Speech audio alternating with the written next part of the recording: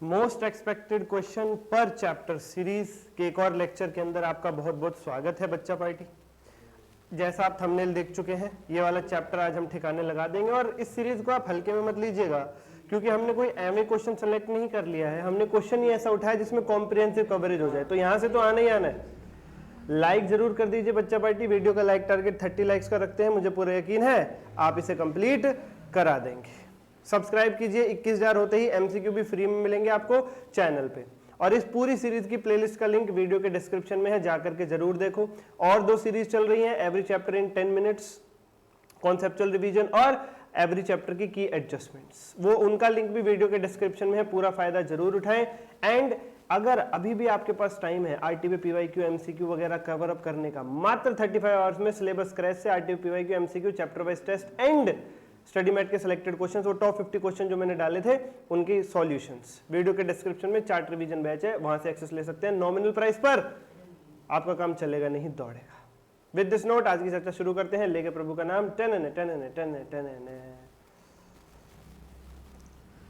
Following is the trial balance of Omega Limited as on 31st March 2022. Figures in 1000, पहले ही mode पर warning, figures in 1000, तो exam में भी ₹1000 solution में लिखना ना भूलें।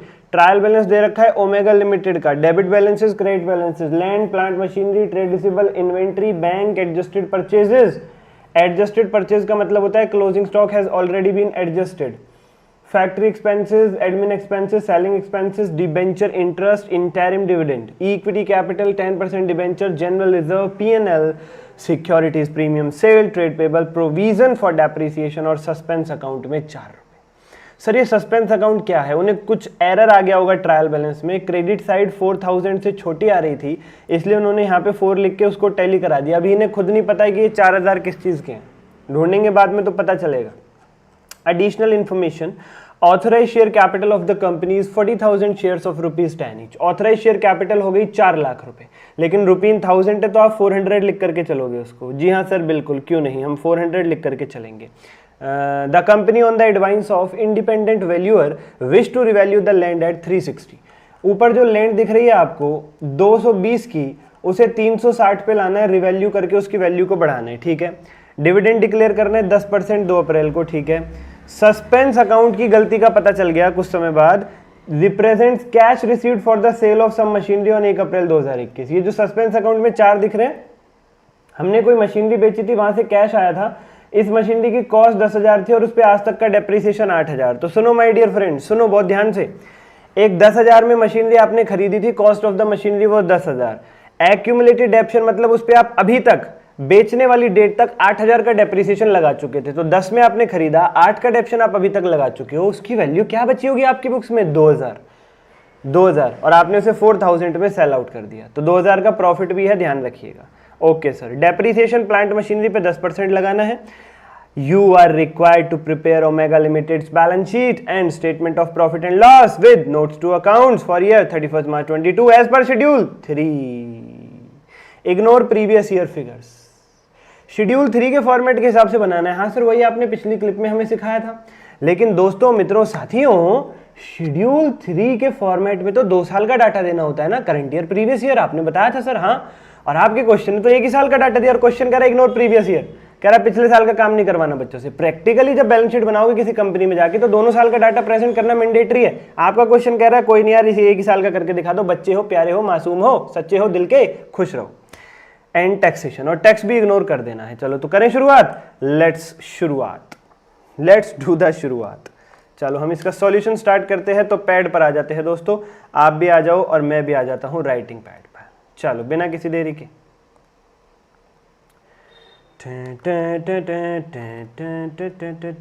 ये आ गए जी हम राइटिंग पैड पर। एलो एलो जी सनम हम आ गए, आज फिर बैलेंस शीट लेके। इलस्ट्रेशन नंबर 5, सबसे ऊपर नाम लिखेंगे संस्था का, ऑर्गेनाइजेशन का, कंपनी का, ओमेगा लिमिटेड। देयर आफ्टर हम उसका बनाएंगे पहले balance sheet the format. Balance sheet पहले प्रेजेंट होती है, याद रखिएगा। डेट डालेंगे as at 31 March 2022।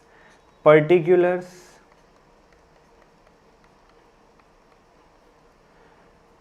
Note number और अमाउंट, एक ही साल का अमाउंट डालना है, करंट ईयर का ही डालना है, प्रीवियस ईयर का इग्नोर करने के लिए कह दिया क्वेश्चन ने। ठीक है सर। और फिर हाफ पेज छोड़ करके शुरुआत कीजिएगा किस चीज की, पी एंड एल की। हाफ पेज के बाद पी एंड एल का फॉर्मेट बनाओ, statement of profit and loss.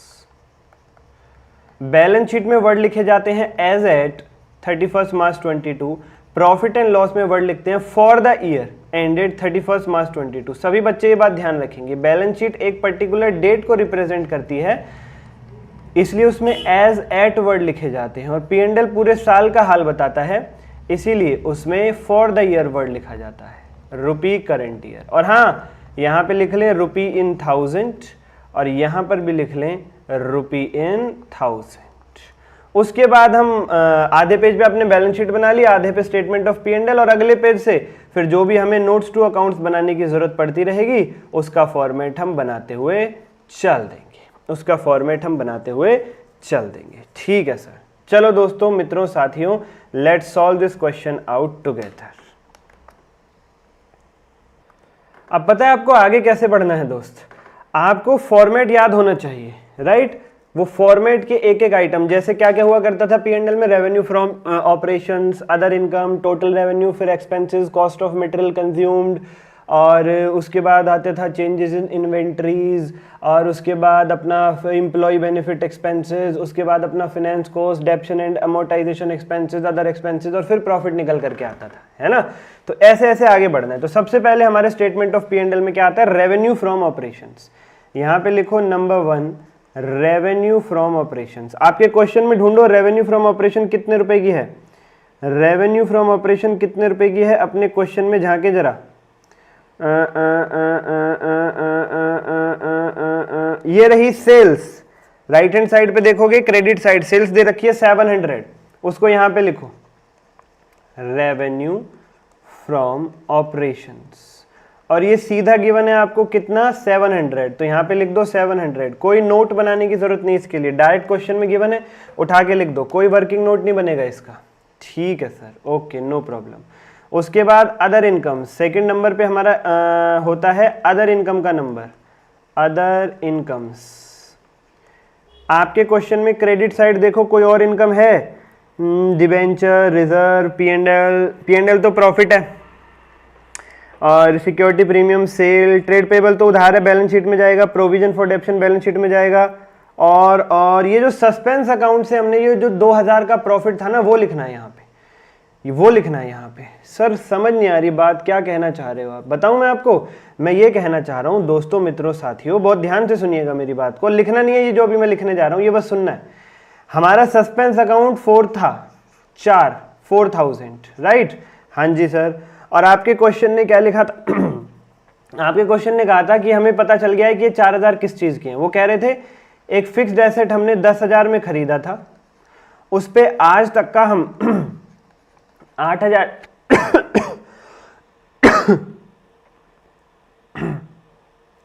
आज तक का हम 8,000 डेप्रिसिएशन लगा चुके थे, तो उसकी वैल्यू 2,000 बच रही थी बुक्स में, उसकी बुक वैल्यू 2,000 थी, उसे हमने सेल कर दिया था 4,000 में। तो यार 2,000 की चीज को अगर आप 4,000 में सेल आउट करोगे तो आपको 2,000 का प्रॉफिट हुआ या नहीं, सीधी सीधी बात बताओ मुझे, 2,000 का प्रॉफिट हुआ या नहीं। जी हाँ सर, हमें 2,000 रुपए का प्रॉफिट हो गया, तो ये 2,000 हमारी अदर इनकम बनेगा, ये 2,000 अदर इनकम में आएगा। इसके लिए नोट बना देंगे कुछ समय बाद, अभी खाली लिखते हुए चलो 2 लिख दो यहाँ पे, 2 खाली लिखते हुए चलो 2। ओके सर, और कोई अदर इनकम नहीं है, तो यहां से आ जाएगी हमारी टोटल इनकम। नंबर 3 हमारी टोटल इनकम निकल के आ गई 702। अब हमें चौथे नंबर से एक्सपेंसेस की शुरुआत करनी है, एक्सपेंसेस की शुरुआत करनी है। चलो सबसे पहले क्या आता है हमारे पास सबसे पहले आता है सर हमारे पास कॉस्ट ऑफ मटेरियल कंज्यूम्ड, जिसके अंदर हम रॉ मेटेरियल का opening stock plus raw material की purchase minus closing stock of raw material करके जो फिगर आती है वो लिखते हैं। रॉ मेटेरियल कुछ था ही नहीं आपके क्वेश्चन, रॉ मेटेरियल कुछ था ही नहीं आपके क्वेश्चन में। ठीक है sir, cost of material consumed के बाद क्या नंबर आता है, कॉस्ट ऑफ मटेरियल कंज्यूम्ड के बाद सर परचेजेस का नंबर आता है। जी हाँ, तो इसमें अब आप परचेजेस लिखेंगे, लिखिए परचेजेस। और आपके क्वेश्चन में आप देखोगे परचेजेस आपको डायरेक्टली गिवन है, एडजस्टेड परचेजेस 320, सीधा उठाओ लिख दो, कोई वर्किंग नोट भी नहीं बनाना इसके लिए। और दोस्तों परचेजेस पे भी एक वर्ड लिखा हुआ था एडजस्टेड। एडजस्टेड वर्ड का मतलब होता है इसमें क्लोजिंग स्टॉक भी एडजस्ट हो चुका है।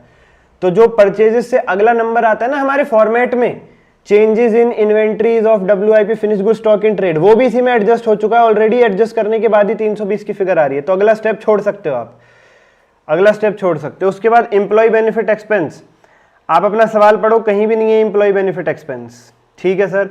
उसके बाद फाइनेंस कॉस्ट यानी ब्याज का खर्चा, देखो 20 दे रखा है, लिखो उसे, फाइनेंस कॉस्ट दे रखा है 20, लिखिए, डेबिट साइड दिखेगा आपको, फाइनेंस कॉस्ट 20, फाइनेंस कॉस्ट 2020। उसके बाद क्या नंबर आता है, डेप्रीसिएशन एंड अमोर्टाइजेशन। डेप्रीसिएशन बताया था आपके क्वेश्चन ने, कितना डेप्रीसिएशन बताया था क्वेश्चन ने, नीचे देखो कौन सा point, 5th point, plant machinery पे लगाना है 10%। तो 770 की प्लांट मशीनरी है आपकी, और 770 की प्लांट मशीनरी पे 10% लगाने के लिए कह रहे हैं।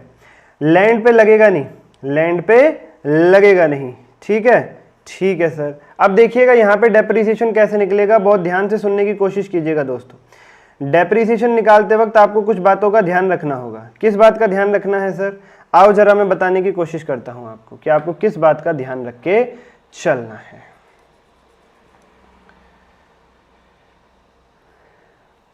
पहले खाली देखना, लिखना मत अभी, खाली देखना। आपका 770 रुपए का कॉस्ट प्राइस है प्लांट मशीनरी का, cost price of plant machinery कितना है, 770, 770। अब दोस्त 770 पे डेप्रिसिएशन नहीं लगाओगे आप, क्यों, इसमें से कुछ प्लांट मशीनरी तो बेच दी ना आपने, हाँ सर बेच दी। जो प्लांट मशीनरी बेच दी उसका कॉस्ट प्राइस कितना था, cost price of plant machinery sold 10,000 रुपए, 10,000 रुपए। देखो आपके क्वेश्चन में लिखा हुआ है नीचे, 10,000 रुपए की कॉस्ट प्राइस वाली मशीनरी को हमने बेच दिया। तो 770 के कॉस्ट प्राइस में से 10,000 का कॉस्ट प्राइस तो ऐसा है जो मशीनरी हम बेच चुके हैं, उस पर डेप्शन क्यों लगाएंगे फिर।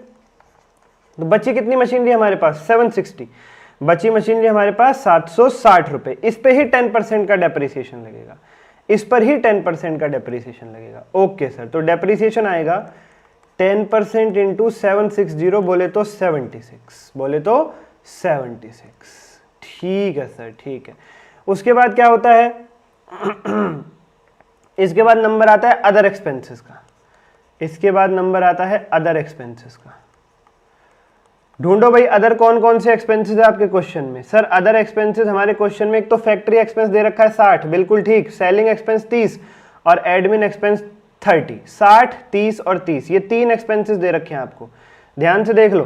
फैक्ट्री, एडमिन और सेलिंग तीनों साथ में दे रखे हैं। तो इसके लिए एक नोट बन जाएगा, बना देंगे अभी थोड़ी देर में, इसके लिए एक नोट बना देंगे थोड़ी देर में, ठीक है सर।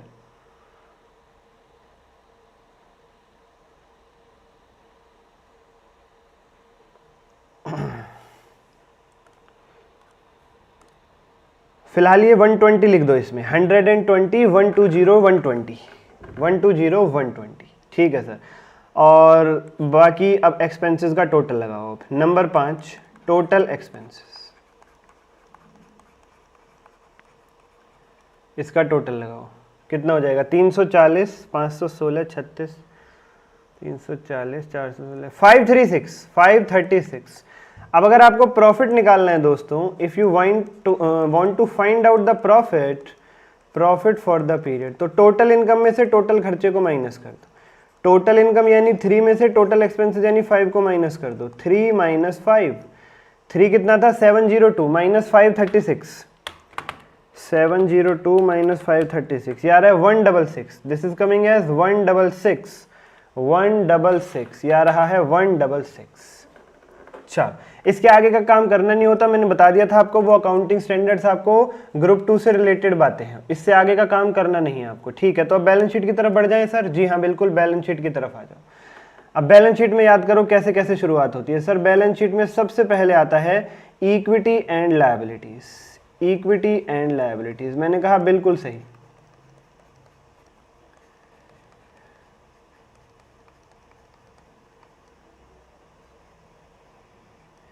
इक्विटी एंड लायबिलिटीज में फिर आता है शेयर होल्डर्स फंड्स, ये तो मेन हेडिंग है, लिखनी है।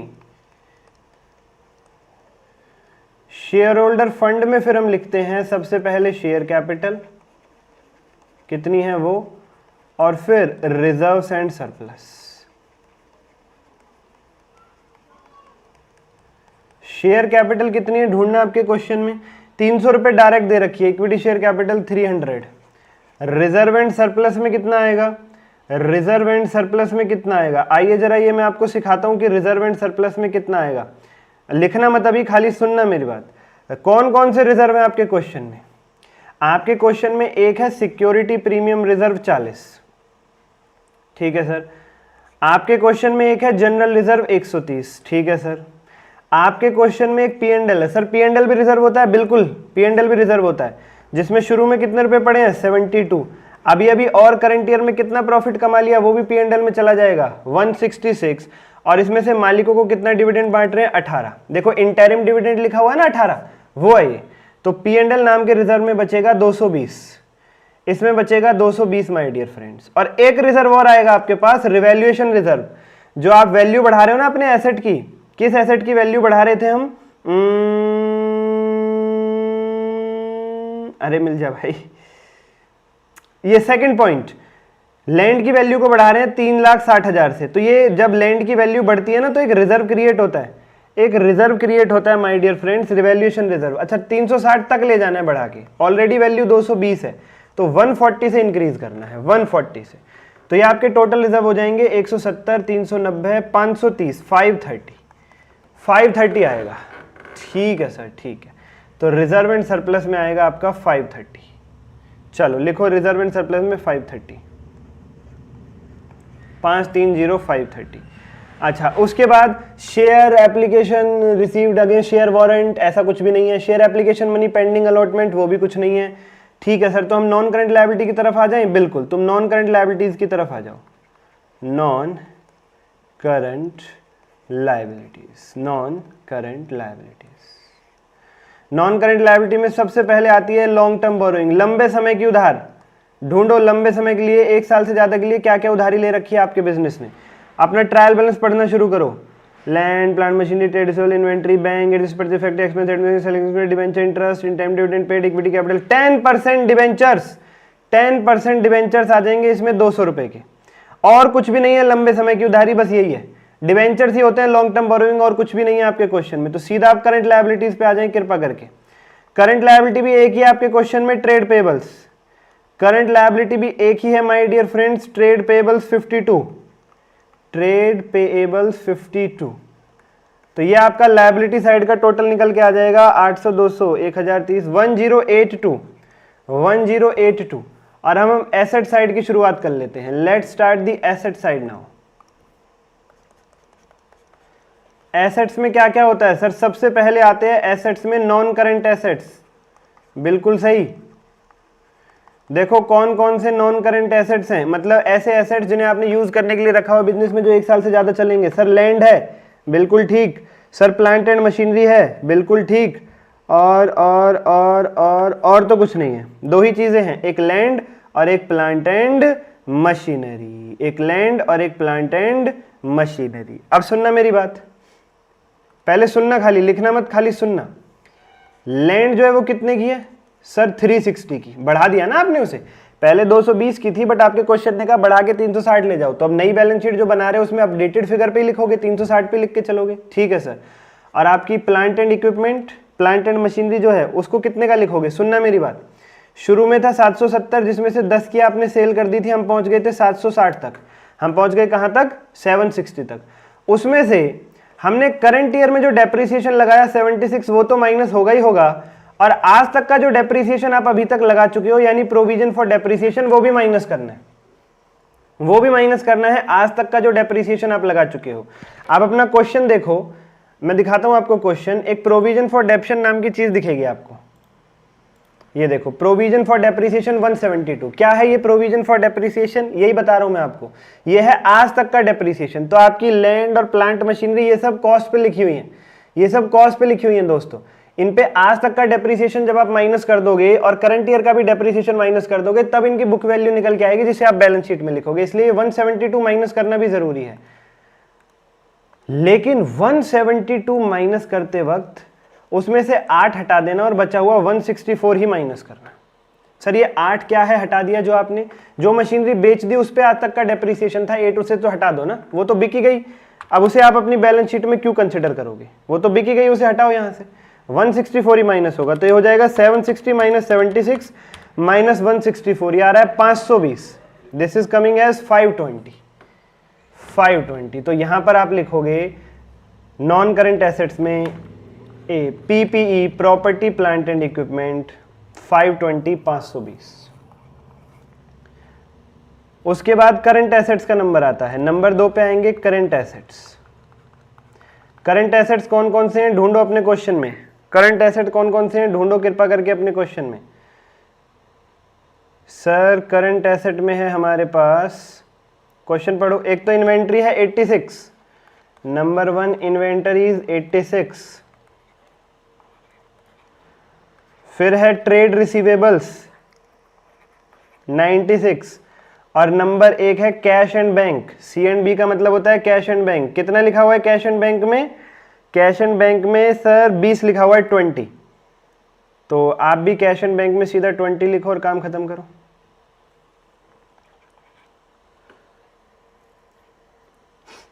ठीक है सर, टोटल कितना आएगा, अब इस साइड का टोटल लगाओ जरा। 606, 702, 722,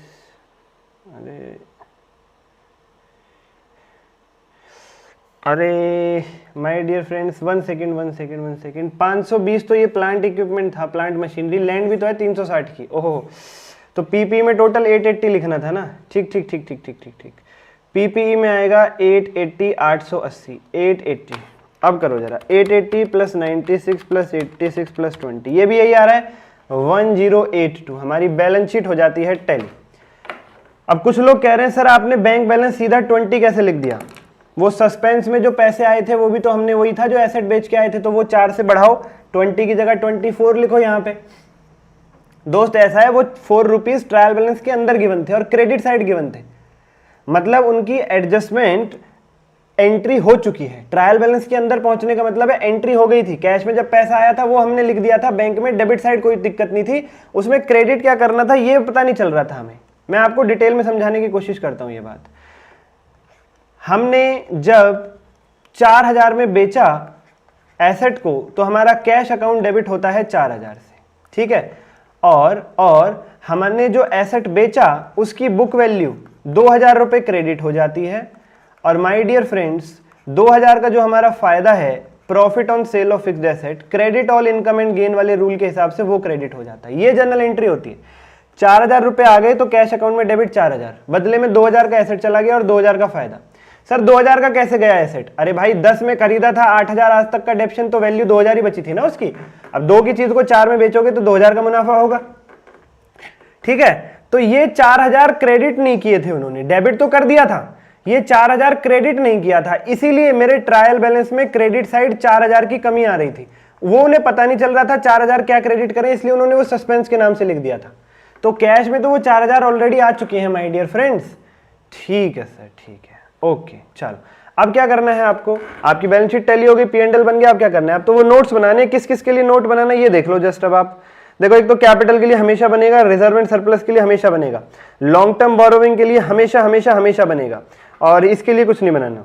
प्रॉपर्टी प्लांट इक्विपमेंट के लिए हमेशा हमेशा हमेशा बनेगा, और inventory trade receivable cash and bank direct उठा के लिखा है आपने, इसके लिए नहीं बनेगा। रेवेन्यू फ्रॉम ऑपरेशंस डायरेक्ट उठाए लिखा के तो नहीं बनेगा, अदर इनकम के लिए हमेशा बनेगा, अदर इनकम के लिए हमेशा बनेगा, फाइनेंस कॉस्ट के लिए हमेशा बनेगा, फाइनेंस कॉस्ट के लिए हमेशा बनेगा, डेप्शन के लिए नहीं, और अदर एक्सपेंसेस के लिए हमेशा बनेगा। डेप्रिसिएशन हमने यही शो कर दिया, ठीक है, ओके सर। तो ये 7 नोट्स बनाने हैं अब आपको, 1 2 3 4 5 6 7, ये 7 नोट्स माय डियर फ्रेंड्स अब आपको बना के पेश करने हैं, ठीक है, ठीक है सर। चलो ये 7 नोट्स बनाते हैं जरा आप लोग के साथ। Notes to accounts. नंबर 1, सबसे पहले शेयर कैपिटल के लिए ₹1000 लिख देना यहां भी। वो जो शेयर कैपिटल में हमने 300 लिख रखे हैं वो कैसे आएंगे, लिखो शेयर कैपिटल। भाई देखो, सबसे पहले तो आपको ऑथराइज दिखानी पड़ती है, कि आपको अथॉरिटी कितनी थी, ऑथराइज शेयर कैपिटल कितनी है। फिर आपको दिखानी पड़ती है issued and subscribed capital.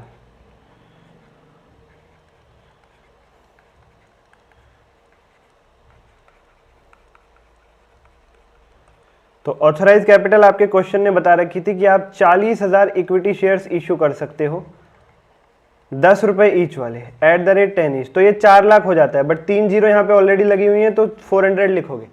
Lakh में 5 जीरो आती हैं, लेकिन 3 ऊपर लगी हुई है तो आप 2 ही जीरो और लिखोगे, 400 यानी 400। आपने इशू कितनी करी अभी तक, आपने 40 में से केवल 30,000 ही शेयर इशू करें अभी तक। तो यहाँ पे आएगा 30,000 equity shares at the rate 10 each, यानी कि 300, यानी कि 300 बोले तो 300। ठीक है सर। अगला नोट बनाना है हमें रिजर्व्स एंड सरप्लस के लिए।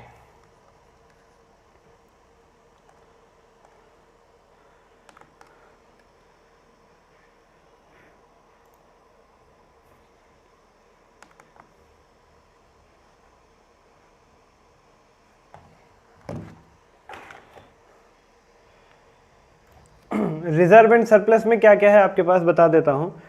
Security premium reserve 40,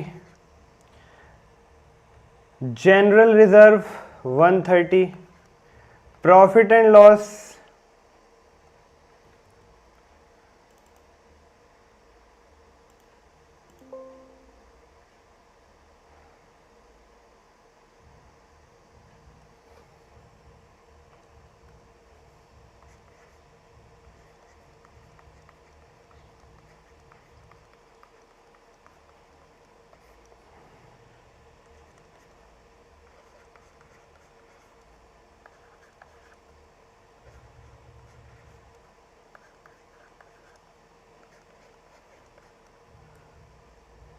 profit and loss में कैसे कैसे लिखोगे। प्रॉफिट एंड लॉस में सबसे पहले ओपनिंग बैलेंस लिखोगे, उसका जितना था, ओपनिंग बैलेंस था उसका 72। फिर आपने करंट ईयर में कितना प्रॉफिट कमाया वो लिखोगे, प्रॉफिट इन करंट ईयर जो कि है 166, उसमें से कितना आपने डिविडेंड बांट दिया ओनर्स को वो हट जाएगा, और बचा हुआ पैसा मतलब कंपनी ने रिजर्व में डाल रखा है। आज भी उन्होंने कंपनी में ही रखा हुआ है वो पैसा 220। भाई 72 का प्रॉफिट शुरू में था, 166 और कमाया, टोटल हो गया 238, उसमें से 18 ही दिया है ओनर्स को डिविडेंड के रूप में। 220 रुपए जो बचे वो आज भी बिजनेस में ही मौजूद है रिजर्व्स के रूप में। फिर एक रिवैल्यूएशन रिजर्व आ जाएगा आपका, रिवैल्यूएशन रिजर्व पूरा लिखना है आपको, रिवैल्यूएशन रिजर्व, आरआर शॉर्टकट में मत लिखना तुम, ठीक है सर। रिवैल्यूएशन रिजर्व 360 पे ले गए आप 220 की मशीनरी को बढ़ा करके 140, तो ये टोटल रिजर्व आ जाएगा निकल के आपका 530।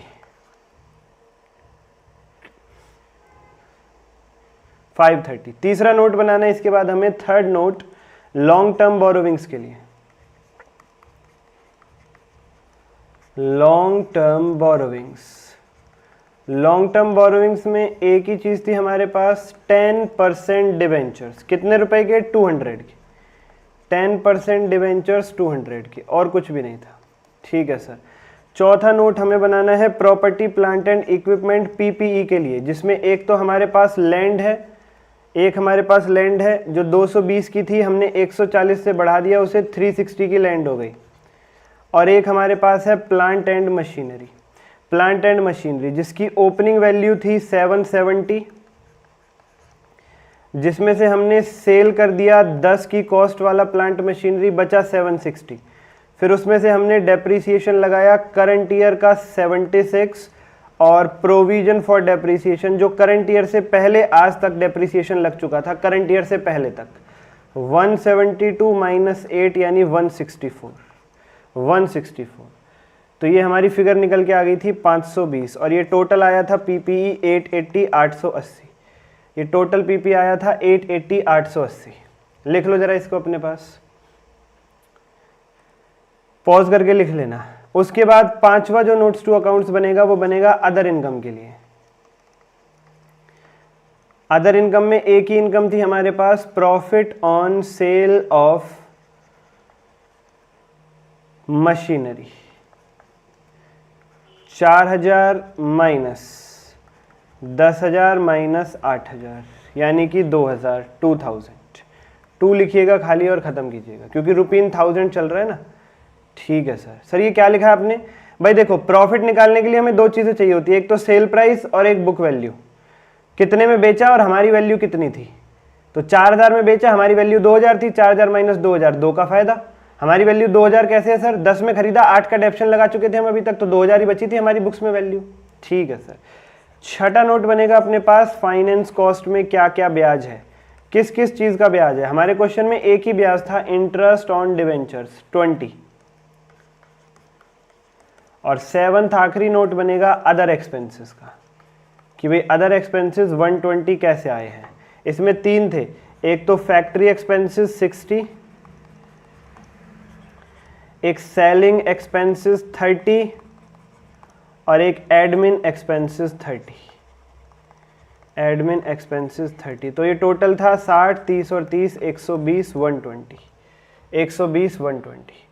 चलो नोट कर लो अपने पास इसको, please note this down with you.